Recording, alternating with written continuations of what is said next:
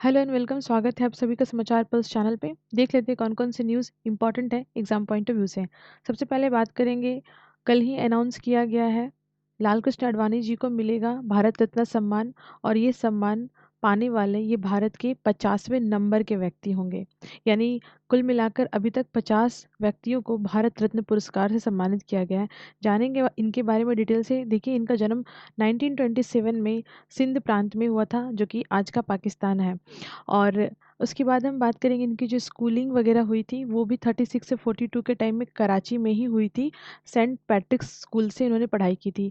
उसके बाद 47 में जो है ये सिंध से ये दिल्ली चले आए, और फिर 70 में राज्यसभा में प्रवेश किए। तो सोचिए, 1970 से ही इनका पॉलिटिकल करियर जो है एज ए एमपी स्टार्ट है, राइट। एंड 1986 में भाजपा के अध्यक्ष बने, और जून 2002 से 2004 तक ये देश के 7वें नंबर के उप प्रधानमंत्री रहे।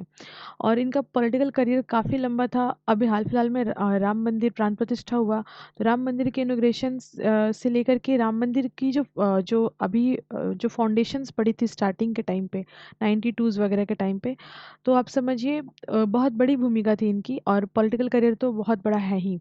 ना हम बात करेंगे कि इनकी जो पॉलिटिकल लेगेसी है उसको ध्यान में रखते हुए इनको ये अवार्ड दिया गया है। जैसे कि प्रधानमंत्री जी ने बताया, जो मिनिस्ट्री है हमारी, इंफॉर्मेशन एंड ब्रॉडकास्टिंग मिनिस्ट्री, इन्होंने बताया कि इनकी जो रिच लेगेसी है, राइट, वो भारत के जो एमपीज़ है उनको इंस्पायर करने वाली, लॉ मेकर है उनको इंस्पायर करने वाली है। देखिए, हम बात करने वाले हैं भारत रत्न अवार्ड के बारे में। भारत रत्न अवार्ड भारत का सर्वश्रेष्ठ नागरिक सम्मान होता है, राइट। और ये अवार्ड सबसे पहली बार जब मिला था, वो टाइम था 1954, 2 जनवरी को इसके लिए जो है नॉमिनेशन किया गया था फर्स्ट टाइम, और 3 व्यक्तियों को मिला था, जिसमें हम देखेंगे C Rajagopalachari, Sarvepalli Radhakrishnan and CV Raman, right. और अभी रिसेंट में जिनको मिला है वो है कर्पूरी ठाकुर, जिनके बारे में मैंने आपसे डिस्कस किया था डिटेल में। आप चाहेंगे तो प्ले स्टोर से, सॉरी, जो प्लेलिस्ट है, राइट, वहाँ से आप उस वीडियो को भी देख सकते हैं। नाउ हम देखेंगे ये दूसरे व्यक्ति हैं इस साल जिनको भारत रत्न मिला है, और टोटल 50वें नंबर के व्यक्ति हैं एल के आडवाणी, जिनको भारत रत्न अवार्ड मिला है। नाउ हम बात करेंगे, अभी तक भारत रत्न अवार्ड, जैसा कि हम जानते हैं कि भारत के ही सिटीजन को मिलता है, इंडियन सिटीजन को मिलता है। लेकिन क्या आपको पता है कि ये अवार्ड भारत के कुछ नेचुरलाइज सिटीजन्स को भी मिला है? जी हाँ, जैसे कि मदर टेरेसा, वो भारतीय मूल की नहीं थी बट भारत में ही रह गई थी, तो वो भारत की नेचुरलाइज जो है सिटीजन्स हुई, राइट। तो 1980s में उन्हें मिला था भारत रत्न अवार्ड। और उसी टाइम पे जो है नॉन इंडियन अब्दुल गफ़ार खान, बहुत इंपॉर्टेंट पर्सनालिटी हिस्ट्री के पॉइंट ऑफ व्यू से, राइट, तो उनको मिला था जो है भारत रत्न अवार्ड। और उनको तो मतलब बॉर्डर पार का गांधी भी कहा जाता था। 1987 में हम देखेंगे साउथ अफ्रीका के जो प्रेसिडेंट्स हैं, 1990s में साउथ अफ्रीका के जो प्रेसिडेंट थे नेल्सन मंडेला, उनको भी ये अवार्ड मिला। यानी 80s में मिला था मदर टेरेसा को, 87 में मिला था पाकिस्तान के अब्दुल गफ़ार खान को, एंड उसके बाद हम देखेंगे जो है नेल्सन मंडेला को मिला था 1990s में। तो ये 3 ऐसे मोस्ट प्रोमिनेंट इम्पॉर्टेंट व्यक्ति हैं जिनको बाहर जो मतलब नॉन इंडियन सिटीजन्स थे बाय बर्थ, राइट, जिनको ये अवार्ड मिला है। अब हम बात करेंगे, अभी तक 50 व्यक्तियों को ये अवार्ड मिला है, जिनमें से 15 ऐसे व्यक्ति थे जिनको पोस्ट मार्थ जो है भारत रत्न अवार्ड दिया गया था। एक कंट्रोवर्शियल अवार्ड रहा जो सुभाष चंद्र बोस को दिया गया था 1992 में। क्योंकि ये पोस्टमॉर्थ अवार्ड उनको दिया गया था, तो उनकी फैमिली ने इसे लेने से एक्सेप्ट कर दिया था, बिकॉज उनकी फैमिली को ये डिक्लेरेशन नहीं था कि उनकी डेथ हो गई है। तो विदाउट डेथ सर्टिफिकेट जारी किए हुए गवर्नमेंट उनको डेथ कैसे कंसिडर कर सकती है, दैट्स वाई ये अवार्ड नहीं दिया गया था। बट हमारे सामने जो इन्फॉर्मेशन है कि जो हमारे फ्रीडम फाइटर थे सुभाष चंद्र बोस, उन वो शहीद हुए थे, उनकी डेथ हुई थी। और इसके बारे में जो जानकारी हमें, वो शाहनवाज कमेटी 1956 और कोसला कमीशन 1970 से जानकारी मिलती है कि 18 अगस्त 1945 को उनकी जो है बम ब्लास्ट के कारण, और कहीं सुनने में मिलता है कि प्लेन क्रैश के कारण, या वटेवर जो भी कारण हो, ऐसा जानकारी, बिकॉज क्लियरिटी नहीं है यहाँ पे, इसीलिए फैमिली ने भी ये अवार्ड लेने से इनकार कर दिया था। नाउ हम बात करेंगे 1992 में ये जो अवार्ड है इसको लेके काफ़ी कंट्रोवर्सी हो गई थी, जिसके बारे में मैंने आपसे पहले भी डिस्कस किया था जब हम पद्मश्री अवार्ड डिस्कस कर रहे थे, राइट। तो वहाँ पे मैंने आपको बताया था कि ये अवार्ड बंद कर दिया गया था सरकार के द्वारा देना, क्योंकि कोर्ट ने इसे पाबंदी लगा दी थी। एक्चुअली में 1992 में बहुत सारे पीआईएल दायर हुए थे हमारे केरला और मध्य प्रदेश की हाई कोर्ट के अंदर कि कोई आदमी भारत में जो रह रहा है, कोई आदमी जो है विशेष कैसे हो सकता है और कोई आदमी सामान्य कैसे हो सकता है। सभी नागरिक या तो विशेष है या तो सभी नागरिक सामान्य है। कोई भारत का रत्न है तो कोई पत्थर कंकड़ नहीं है, मतलब एवरी पत्थर इज शंकर और एवरी पत्थर इज कंकड़, राइट। तो ये सिमिलर ये कोट यूज़ किया गया था, या तो सभी महान है या तो सभी जो है वो एक समान है। तो कोई रत्न हो सकता है और कोई ऐसे नॉर्मल। तो ये आर्टिकल 18 का वॉयलेशन है, आर्टिकल 14 का वॉयलेशन है। तो इसके रिगार्डिंग जो है हमारी केस चली थी, और स्टार्टिंग में जो है इस पे रोक लगा दी गई थी कि ये अवार्ड अब नहीं दिया जाएगा, राइट। लेकिन बाद में 5 जज की स्पेशल जो है जज की जो स्पेशल डिवीज़न थी वो इस पे बैठी, क्योंकि फंडामेंटल राइट का मामला था, इसीलिए इस पे कॉन्स्टिट्यूशनल बेंच जो है जजों का बैच का गठन किया गया था, और उन्होंने फिर इसे जो है अवार्ड को देना स्टार्ट करवाया। लेकिन यहाँ पे ध्यान देखने की बात है कि ये टाइटल नहीं होगा, ये अवार्ड को आप एज अ टाइटल यूज़ नहीं कर सकते हैं। इसीलिए कोई भी व्यक्ति के नाम के आगे या नाम के पीछे भारत रत्न लगाना जो है वो लीगल नहीं है। लेकिन फिर भी हम देखते हैं कि कई जगह पे संबोधन के टाइम पे स्टार्टिंग में नाम के आगे जो उनका अवार्ड होता है वो लिया जाता है और पीछे नाम लिया जाता है, लेकिन ये सब उनकी उपलब्धियां होती है, टाइटल नहीं होता। तो एग्ज़ाम पॉइंट ऑफ व्यू से ये हमें जानना बहुत ही ज़रूरी है कि, और ऐसा भी क्वेश्चन आ सकता है एग्ज़ाम में कि आपसे अवार्ड ना पूछे बल्कि ये पूछे कि ये कौन से आर्टिकल से रिलेटेड है या कौन से आर्टिकल का वॉयलेशन करता है, राइट। तो ये आपको ध्यान में रखना है। ना हम बात करेंगे, एक और कंट्रोवर्सी हुई थी सचिन तेंदुलकर और जो साइंटिस्ट थे CNR राव, इनको 2013 में जब भारत रत्न अवार्ड दिया गया था तब भी काफ़ी सारे मल्टीपल PIL जो है वो दायर किए गए थे। लेकिन हालांकि कोर्ट ने इसे नहीं सुना, बिकॉज जो सचिन तेंदुलकर थे उनकी जो करियर है, उनका जो क्रिकेट करियर है वो एक लेजेंडर है। लेकिन हमारे देश के अंदर ऐसे हिस्ट्री में ऐसे बहुत सारे प्लेयर रहे जिनको रिकॉग्नाइज नहीं किया गया। और मैं ये नहीं कह रही हूँ कि सचिन तेंदुलकर को रिकॉग्नाइज करना गलत था, मैं ये कह रही हूँ कि जो कंट्रोवर्सी था, ये मेरे पॉइंट्स नहीं है, ये कंट्रोवर्सी मैं आपसे डिस्कस कर रही हूँ। तो ये जो अवार्ड उनको दिया गया था जस्ट बिकॉज इनको कांग्रेस पार्टी की तरफ से अपना जो है राज्यसभा का MP बनाया गया था, प्रचार प्रसार के लिए इनको मार्केट में उतारा गया था, इन्हें स्टार प्रचारक बनाया गया था, और इसलिए इनको जो है ये अवार्ड दिया गया था। ये एक मतलब एजेंडा के तौर पे यूज़ किया गया था, इसी कारण से ये न्यूज़ में भी रहा था, और इसके ऊपर जो है PIL भी दायर हुआ था, बट इसे इंटरटेन नहीं किया गया कोर्ट के द्वारा। और जो CNR राव हैं उनके ऊपर भी काफ़ी ज़्यादा कंट्रोवर्सी हुई, बिकॉज जैसे हमारे जो साइंटिस्ट है, फॉर्मर जो साइंटिस्ट रहे, जैसे भाभा वगैरह हो गए, राइट। तो और भी बहुत सारे साइंटिस्ट थे जिनका हवाला दिया गया था, जिन्होंने 1400 रिसर्च पेपर्स पब्लिश किए हैं, बट उनको अभी तक अवार्ड के लिए रिकॉग्नाइज नहीं किया गया है। ऐसे बहुत सारे साइंटिस्ट हैं बैक में।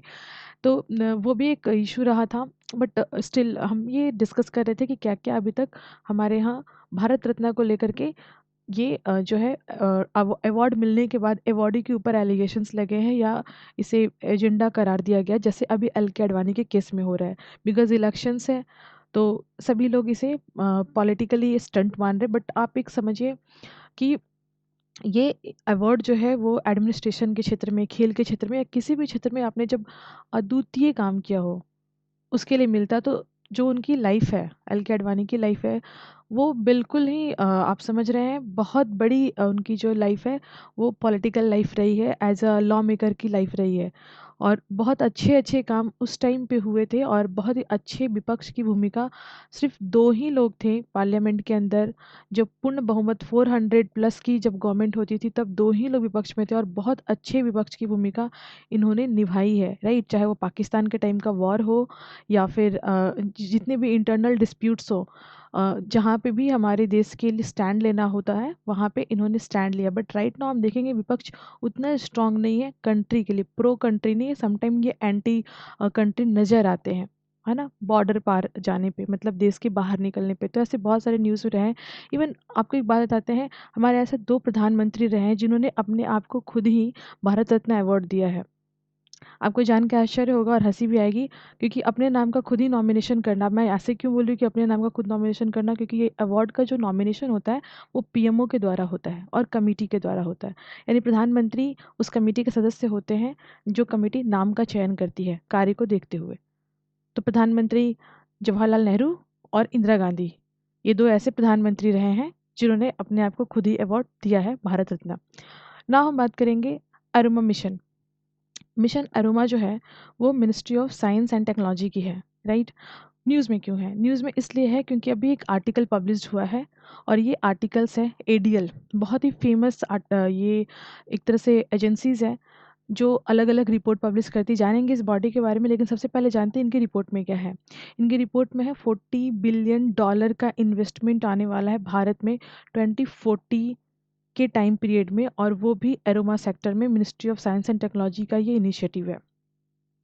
जो हमारे मिनिस्टर हैं डॉक्टर जितेंद्र सिंह, जम्मू एंड कश्मीर में, स्पेसिफिकली जम्मू एरिया में इन्होंने इस बात को रखा, और जो कार्य है मिशन अरोमा के तहत उसे और भी ज़्यादा इम्फेसाइज करने के लिए, उसमें और भी ज़्यादा इनपुट डालने की बात करी गई, राइट। और ये जो मिनिस्टर है आप देख सकते हो, ये यूनियन स्टेट मिनिस्टर है, इंडिपेंडेंट चार्ज है, साइंस एंड टेक्नोलॉजी इनके पास डिपार्टमेंट है, मल्टीपल डिपार्टमेंट, इसीलिए मैं बता रही हूँ। और ये जो है पीएमओ के एमओएस भी हैं। फिर यहाँ पे देखेंगे personal and public grievances, even pension, atomic energy, space, इतने सारे मंत्रालय और डिपार्टमेंट इनके पास हैं।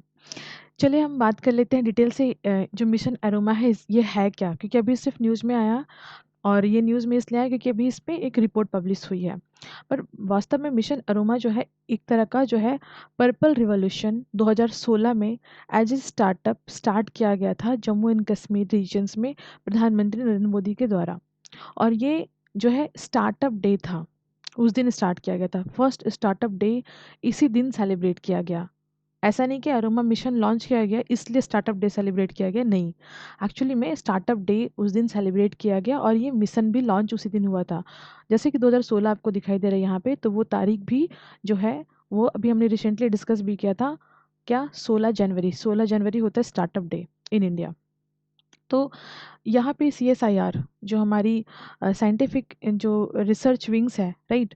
तो CSIR इसमें नोडल एजेंसी है ना। और CSIR के साथ जो इंडियन इंस्टीट्यूट ऑफ इंटीग्रेटिव जो मेडिसिन है, यानी IIM, ये जो है मिलकर के कार्य करती है ministry of science and technology के द्वारा। हालांकि ये ministry of science and technology के ही विंग्स हैं, उन्हीं के ही पार्ट हैं, और उनके द्वारा ये मिशन अरोमा जो है वो चलाया जा रहा है, और जिसमें अभी इन्वेस्टमेंट 2040 तक $40 बिलियन का इन्वेस्टमेंट आने वाला है। देखिए इसमें होता क्या है, इसमें ना जो काफ़ी खुशबूदार वाले बीज या पौधे या ऑयल के जो पौधे होते हैं, इनके ऊपर जोर दिया जाता है, इनका जो है एग्रीकल्चर किया जाता है, इनकी फार्मिंग की जाती है, राइट। और इसे भारत के कई राज्यों में सप्लाई किया जाता है, विदेशों में इसका डिमांड है। और भारत में ये जो सीड्स होते हैं अलग अलग तरह के, जो जिनमें अलग अलग खुशबू पाई जाती है, उसका काफ़ी डिमांड है वर्ल्ड वाइड, राइट। और जम्मू एंड कश्मीर इस क्षेत्र में काफ़ी रिच है, तो एम्प्लॉयमेंट जनरेट होगा एक तरह से। स्टेट के लिए, स्टेट तो नहीं है, यूनियन टेरिटरीज़ के लिए काफ़ी इंपॉर्टेंट है। यूनियन टेरिटरीज़ 2019 में ही बना था, ये आपको याद होगा। नाउ हम बात करते हैं इस बॉडी के बारे में, दैट इज़ अ ADL। अब ये जो ADL यानी जो है आर्थर डी लिटिल, ये एक इंटरनेशनल मैनेजमेंट जो है कंसल्टेड फर्म है, और ये जो है बेसिकली कहाँ पे है, ये आपका US में है, बोस्टन, राइट। और 1986 में ये बॉडी फॉर्म हुई थी। बाद में 1909 यानी 1909 में जो है आर्थर जो है डी लिटिल एक साइंटिस्ट हैं जो केमिस्ट हैं, राइट। उन्होंने MIT से केमिस्ट की डिग्री ली है, और वो अभी इसे लीड कर रहे हैं, मतलब लीड कर रहे थे आई कैन से। और ये बॉडी इतनी इम्पॉर्टेंट क्यों है, इसके लिए मैं आपको यहाँ पे ये दिखा रही हूँ। आप देखो यहाँ पे जो फोर्ब्स इतनी बड़ी और इतनी जो है पॉपुलर मैगजीन है वर्ल्ड वाइड, वो भी इनके आर्टिकल और इनके रिपोर्ट को रिकॉग्नाइज करती है। और हम ये जानते हैं कि हमारे एग्ज़ाम में फोर्ब्स मैगजीन पे जिस भी व्यक्ति का फिगर छप जाता है वो एग्ज़ाम में आ जाता है। तो ये कितना इम्पोर्टेंट है हमारे लिए। तो ये ऐसे ही बहुत ही साइंटिफिक, बहुत ही एडवांस और जो बिज़नेस लीडिंग जो भी चीज़ें चलती रहती हैं किसी भी देश के लिए या इकोनॉमी के लिए, जो अच्छा होता है या बुरा होता है, उसको ये पब्लिश करते हैं। तो ये सस्टेनेबल डेवलपमेंट गोल की क्या स्ट्रैटेजी है, साउथ जो हमारे सऊदी अरेबियाज़ कंट्रीज़ हैं या अरब के जो नेशंस हैं, या इंडिया का जो एआई है वो कैसे काम करे, या इलेक्ट्रिक व्हीकल्स कैसे काम करे, इन सभी के बारे में रिपोर्ट पब्लिश कर चुकी हैं। तो ये एडीएल का ही रिपोर्ट था कि भारत में जो एरोमा सेक्टर है, जो एरोमा मिशन है, उसके तहत अच्छा काम हो रहा है और इस तरीके की चीज़ें होने वाली हैं। तो हमारे एग्ज़ाम के लिए इम्पॉर्टेंट बन जाता है ये इस रिपोर्ट के कारण। नाउ हम बात करते हैं पाली सांसद खेल जो है महाकुंभ, जिसमें 1100 स्कूल के बच्चे पार्टिसिपेट किए। राजस्थान में ये जो है गेम एक तरह का मेगा गेम, क्योंकि ये खेल महाकुंभ है, राइट। तो महाकुंभ का जिस तरह का मेला लगता है उस तरह का ये खेल महाकुंभ, इसमें मिलियंस मतलब बहुत सारे 2 लाख बच्चे, 2 लाख एथलीट्स जो है पार्टिसिपेट किए हैं। अलग अलग गेम्स है इसके अंदर, राइट। अब जैसे इंडिया के अंदर जो खेलो इंडिया गेम्स है, राइट, जिसके चलते बहुत सारे हमारे एथलीट्स, बहुत सारे अलग अलग ग्रास रूट लेवल पे खेल को प्रोत्साहन मिल रहा है और हम काफ़ी ज़्यादा इसमें आगे भी बढ़ रहे हैं। आप देखेंगे कि रिसेंट ईयर में हमारे यहाँ गेम में अच्छा जो है परफॉर्मेंस देखने को मिला है। हर स्तर का गेम, चाहे वो एशियन गेम हो या वटेवर कोई भी गेम हो, इसमें अच्छे हमें रिस्पॉन्स देखने को मिला है। बिकॉज ये जो गवर्नमेंट है अभी रिसेंटली, अभी तक जितनी भी सरकारें हमारे देश में रही है, फ्रैंकली स्पीकिंग, आप ये देखेंगे कि हमारा खेल में प्रदर्शन बहुत ही पीछे था। लेकिन नाउ अ डे हम लोग देखेंगे कि खेल की दुनिया में हम लोग आगे बढ़ते जा रहे हैं, क्योंकि गवर्नमेंट की तरफ से खेल के लिए और यूथ मंत्रालय की तरफ से बहुत सारे ऐसे इनिशिएटिव लिए जा रहे हैं जिससे हमारे जो यूथ हैं वो काफ़ी इंस्पायर है, मोटिवेटेड है, एंड बहुत सारे मेडल आ रहे हैं। लाइक हमने देखा एशियन गेम में हमने इस बार 100+ मेडल, 111 का जो आपने देखा होगा, साई ने शेयर किया था, जो हमारी स्पोर्ट्स जो अथॉरिटी ऑफ इंडिया है उनके द्वारा ये शेयर किया गया था, 111, है ना। और वही मतलब अब की बार 100 पार, इस तरह का जो है टैगलाइन काफ़ी ट्रेंड कर रहा था। और जिसमें हम अभी देख लेते हैं हमारा जो टैली है वो क्या है। लास्टली जब 2018 में एशियन गेम हुआ था तो 72 मेडल हमें मिले थे, जिसमें 15 जो है गोल्ड था, 24 सिल्वर था और 33 ब्रॉन्ज था। इस बार आप देख सकते हो 29 हमारे पास जो है वो क्या है, गोल्ड है, 31 जो है सिल्वर है एंड 51 जो है ब्रॉन्ज गेम है। नाउ अभी रिसेंटली आपने देखा लास्ट वीक, और मैंने आपसे न्यूज़ में डिस्कस भी किया था रोहन बोपाना के बारे में, जिन्होंने ऑस्ट्रेलिया ओपन जो है विजय किया और मतलब प्राप्त किया ट्रॉफी, ग्रैंड स्लैम, राइट। और अभी रिसेंटली ये प्रधानमंत्री से मिले। तो मतलब बिल्कुल ये एक अद्वितीय ही काम था हमारे देश के लिए ऑस्ट्रेलिया ओपन जीतना। ना हम बात करेंगे संबलपुर में जो है 68,000 करोड़ का प्रोजेक्ट लॉन्च किया गया है। क्या है इसमें और कितना इम्पोर्टेंट है, किस तरह के क्वेश्चन आएंगे, डिटेल से डिस्कस करते हैं इस आर्टिकल को। देखिए, ये प्रधानमंत्री मोदी जी के द्वारा इनोग्रेट किया गया बहुत सारे मल्टीपल प्रोजेक्ट, जिसमें नेशनल हाईवे हैं, रोड सेक्टर्स है, राइट। और जिसमें रोड को चौड़ा करने की बात की गई, 4 लाइन बनाने की बात की गई है, NH23 उसमें आ रहा है। तो इम्पॉर्टेंट हमारे लिए क्या क्या यहाँ से निकल के आएगा उसको हम देखेंगे। सबसे पहले आता है महानदी कोल फील्ड लिमिटेड, जिसके जो कि कोल इंफ्रास्ट्रक्चर प्रोजेक्ट है, और ये अपने आप में जो है फर्स्ट माइल कनेक्टिविटी प्रोवाइड करने वाला प्रोजेक्ट है। जो है कौन सा, आप देखेंगे यहाँ पे जो तलचर कोल फील्ड है, राइट। जो तलचर कोल्ड फील्ड है उसको महानदी कोल्ड फील्ड से कनेक्टिविटी प्रोवाइड कराया जाएगा। और ये हम देखेंगे 2 फेज़ में होने वाला है। फिलहाल अभी फेज़ 1 है जिसमें तलचर कोल्ड फील्ड पे काम किया जाएगा। तो आपको ये क्वेश्चन बन सकता है कि तलचर कोल्ड फील्ड कहाँ पे है, राइट। ये आपसे क्वेश्चन बन सकता है महानदी कोलफील्ड। तो महानदी के नाम से कन्फ्यूजन क्रिएट होता है, उड़ीसा और छत्तीसगढ़ दोनों में ही कन्फ्यूजन हो जाएगा आपको, क्योंकि आप जानेंगे कि महानदी का उद्गम स्थल जो है वो छत्तीसगढ़ है। तो इस तरीके से आपको ध्यान में रखना है ना। हम यहाँ पे जो नेशनल हाईवे है, एज मच नंबर याद रखने जरूरी नहीं, बट एक बार हम लोग देखते चलेंगे कि NH23, NH215, राइट। तो ये इंपॉर्टेंट NH143, इन सभी प्रोजेक्ट्स पे काम हो रहा है, जो कि एक तरह से हम कहेंगे उड़ीसा के अंदर अलग अलग जो बाईपास हैं और जो कि कनेक्टेड हैं अलग अलग राज्यों से, उनको जो है साउंड तरीके से डेवलप करने की कोशिश की जा रही है। अब इम्पॉर्टेंट क्या है वह यहाँ पे हम देख लेते हैं। अभी कल ही मैंने आपसे डिस्कस किया था कि 27,000 करोड़ का प्रोजेक्ट, जो कि एक थर्मल पावर प्रोजेक्ट है, Talabira project, NLC Talabira, right? That is a Neyveli Lignite Corporation, NLC। इनके द्वारा लॉन्च किया गया था, स्टार्ट किया गया था, ये भी मोदी जी के द्वारा किया गया था। फाउंडेशन स्टोन भी उन्हीं के द्वारा रखा गया था। और एक और इम्पॉर्टेंट है, जो पूरी के लिए एक वीकली एक्सप्रेस का फाउंडेशन डाला गया ना। इम्पॉर्टेंट चीज़ आ रही है निकल के हमारे सामने, national gas grid, right? National gas grid और प्रधानमंत्री ऊर्जा गंगा योजना। तो प्रधानमंत्री ऊर्जा गंगा योजना और नेशनल जो गैस ग्रिड है, उसके तहत जो पाइपलाइन है, धर्मा अंगुला पाइपलाइन, जो कि 412 किलोमीटर का है, जगदीशपुर हल्दिया बोकारो धर्मा पाइपलाइन प्रोजेक्ट। इम्पॉर्टेंट है, बहुत ज़्यादा क्वेश्चन बनेंगे कि कौन कौन राज्य से ये पाइपलाइन गुजर रही है या कौन कौन सिटी से गुजर रही है। तो जगदीशपुर हल्दिया बोकारो धर्मा पाइपलाइन प्रोजेक्ट। वर्थ कितना है मैटर नहीं करता, लंबाई कितनी वो आपको याद रखना, 412 किलोमीटर। किसके तहत ये बन रहा है? प्रधानमंत्री ऊर्जा गंगा, जो कि आप कनेक्ट करेगा उड़ीसा को नेशनल गैस ग्रिड से। और यहाँ पे हम देखेंगे, इम्पॉर्टेंट है, ये एक मास्टर प्लान था, Nagpur Jharsuguda natural gas pipeline, जो कि 692 किलोमीटर का है, जो कि मुंबई नागपुर झारसुगड़ा पाइपलाइन, मतलब महाराष्ट्र उड़ीसा छत्तीसगढ़ को जोड़ते हुए ये पाइपलाइन जो है गुजरेगी। तो ये भी आपको इम्पॉर्टेंट है, इस पे भी आपको ध्यान देना है। यहाँ से बहुत क्वेश्चन बनने की जो है संभावना बनेगी। Mumbai Nagpur Jharsuguda pipeline natural gas pipeline का ही ये पार्ट है और लंबाई 692 किलोमीटर है। 3 राज्यों को ये जोड़ रहा है। नाउ हमने एनटीपीसी के बारे में लास्टली, मतलब जनवरी मंथ में 2 एनटीपीसी के द्वारा वहाँ पे जो है इलेक्ट्रिसिटी लो कॉस्ट पे प्रोड्यूस की जा सके, ऐसा व्यवस्था किया गया, ऐसे जो है फाउंडेशन स्टोन डाले गए, इनोग्रेशन किया गया। और वो थर्मल पावर प्रोजेक्ट कौन सा था? एनटीपीसी जो है Darlipali super thermal power station. Megawatt कितना है? 2800। आप ये ऐसे याद भी रख सकते हो, मेगावाट इंपॉर्टेंट नहीं है बट नाम इंपॉर्टेंट है, ठीक है। और यहाँ पे हम देखेंगे Rourkela PP2 expansion project, Sundargarh district में हुआ था ये।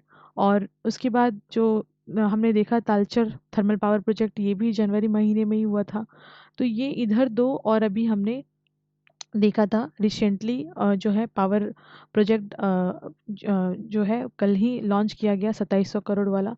तो कितने सारे इलेक्ट्रिसिटी के लिए यहाँ पे एनटीपीसी जो है काम कर रही है, क्योंकि मेन उद्देश्य है कि उड़ीसा के अंदर इलेक्ट्रिसिटी लो कॉस्ट पे प्रोड्यूस की जा सके। ना हम लोग थोड़ी सी बात कर लेते हैं प्रधानमंत्री ऊर्जा गैस जो पाइपलाइन परियोजना है। बेसिकली आप समझिए 2019 में इसे स्टार्ट किया गया था। और जो नेशनल गैस वाली जो योजना थी, नेशनल गैस ग्रिड वाली, वो 2014 में लॉन्च की गई थी। राज्यसभा में इसके लिए जो है बताया गया था कि कहाँ कहाँ से हम पाइपलाइन बिछाएंगे 2019 में, और टाइम इज़ 2024 और ये प्रोजेक्ट पूरा हो गया। समझ गया? इसलिए इम्पॉर्टेंट है ये, इसलिए इम्पॉर्टेंट है क्योंकि जो जिस चीज़ की डिमांड की गई थी, जो कार्य के लिए प्लानिंग हुई थी 2019 में, वो कंप्लीट हो गया। इसलिए 68,000 करोड़ न्यूज़ में चल रहा है, बहुत इंपॉर्टेंट है। लोकेशन इंपॉर्टेंट है क्योंकि 2019 में फाउंडेशन डाला गया था एंड 2024 में ये कंप्लीट हो गया। Now 7th session of codex committee meeting हुई, ministry of commerce and industry की ये मीटिंग थी। कोडेक्स कमेटी होती क्या है समझ लेते हैं। देखिए सबसे पहले समझिए 7वें नंबर का है इसलिए 7th। कोडेक्स कमेटी जो वर्ल्ड वाइड जो हर्ब्स होते हैं, यानी जो मसाले होते हैं, उनके लिए मीटिंग होती है। पूरी की पूरी विश्व की कंट्रीज में पार्टिसिपेट करती है। ये मीटिंग कोची में हुई थी। 31 कंट्री का पार्टिसिपेशन था और 5 मसालों पे जोर दिया गया था। उनकी जो क्वालिटी है उसको काफ़ी स्टैंडर्डाइज करना है। CCSCH7 यानी कि कोडेक्स कमेटी की 7th मीटिंग, जिसमें 5 मसाले थे आपके कार्डमम, टर्मरिक, जूनिफर बेरी जिसका दूसरा नाम अरारा होता है हिंदी नेम, और ऑल स्पाइसेस एंड स्टार एनिस। ये 5 मसाले थे जिनको बहुत नेशनल लेवल पे, इंटरनेशनल लेवल का स्टैंडर्डाइज करना है और इनकी मार्केट में काफ़ी डिमांड है। इस बार की कोडेक्स मीटिंग में लैटिन अमेरिकन कंट्री पार्टिसिपेट की थे फर्स्ट टाइम। आप सोचोगे इस तरीके के क्वेश्चन, इस तरीके के आर्टिकल से कैसे क्वेश्चन आएंगे? बहुत इंपॉर्टेंट है, कोडेक्स कमेटी पे क्वेश्चन पूछा गया है, राइट। बहुत सारे पीसीएस की परीक्षाओं में और सिविल सर्विस की परीक्षाओं में तो पूछा ही गया है। तो ये एक तरह से समझिए कि प्रीवियस क्वेश्चन का ही एकदम रिवीजन कर रहे हैं, क्योंकि कोडेक्स कमेटी पे क्वेश्चन आया हुआ है। नाउ हम देखेंगे जो कोडेक्स कमेटी है उसके अंदर एक बॉडी है CSC, that is a codex alimentarius commission. ये एलिमेंटेरियस कमीशन है क्या? वास्तव में ये एक सेट ऑफ स्टैंडर्ड है इंटरनेशनल फूड का, राइट। और ये जो बॉडी है सीएससी, ये इस्टेब्लिश किया गया है फाओ के द्वारा और डब्ल्यूएचओ के द्वारा, ठीक है। तो ये जो डब्ल्यूएचओ है एंड फाओ के द्वारा मिलकर के सीएससी का गठन किया गया, ताकि जो है इंटरनेशनल लेवल पे स्टैंडर्डाइज्ड हो जो फूड्स हैं, या किस तरीके की जो है फूड हैबिट है, और उसके हिसाब से किस तरह का जो है मसाले या स्पाइसेस यूज़ होते हैं वर्ल्ड वाइड, और किस तरह का ट्रांसपोर्टेशन होता है, उसको मॉनिटर करने के लिए 194 कंट्री इसके मेंबर्स हैं सीएससी के, और ये बेस्ड है रोम में। नाउ हम बात करेंगे कि 2013 है ना, 2013 में ये जो बॉडी है सीएससी, जो बॉडी है वो बहुत अलग अलग फंक्शंस जैसे कि मॉनिटरिंग करना, रिपोर्टिंग करना, इन सब पे काम करना स्टार्ट की। और ये बहुत ही मतलब ग्लोबलाइज्ड टाइप की बॉडी है, छोटी मोटी बॉडी नहीं है, बहुत इंपॉर्टेंट है। नाउ बात करते हैं डिजिटल इंडिया फ्यूचर लैब्स की। तो digital India future lab ministry of electronics and IT का इनिशिएटिव है, लॉन्च किया गया है रिसेंटली। जो मिनिस्टर है राजीव चंद्रशेखर, इनके द्वारा इनोग्रेट किया गया digital India future labs. Digital India future labs क्या काम करेगा? ये जो डिजिटल इंडिया जो हमारा टारगेट है उसको ये बूस्ट करेगा। इसमें अलग अलग मंत्रालय मतलब अलग अलग जो हमारे डिपार्टमेंट है, मंत्रालय हैं, उनके सहयोग से इसको और ज़्यादा बूस्ट करना है। लेकिन जो मेन फोकस है वो क्या है? इलेक्ट्रॉनिक सिस्टम डिज़ाइन पे, राइट।